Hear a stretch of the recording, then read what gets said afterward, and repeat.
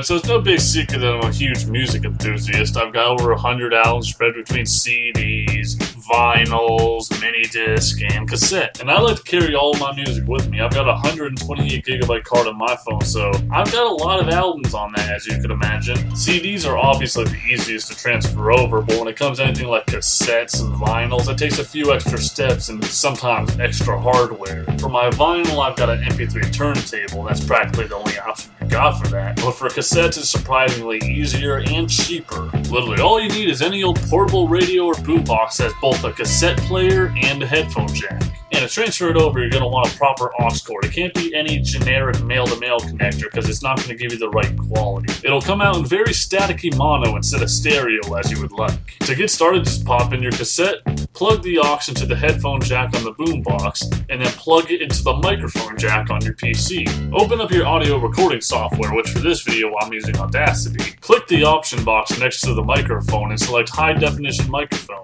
You're going to want to click Edit, Preferences, go to Quality, select Dither to None, Sample Rate 48K, and everything else to Best Quality. And for the sake of convenience, you're going to want to click over to Recording and select both Overdub and Software Playthrough so you can listen to it as it records. Last but not least, set your audio recording volume to something low like 0.20 and adjust your boombox to a reasonable volume because when you record, it's going to be a lot louder than what you expect. But the last one you can adjust as you go to suit your preferences. Alright, now that we got everything set up, just press record on the audio software, press play on the boombox, and let it play out until the tape's over. And if you happen to have any audio issues during recording, just unplug the aux and plug it back in and see if that fixes it.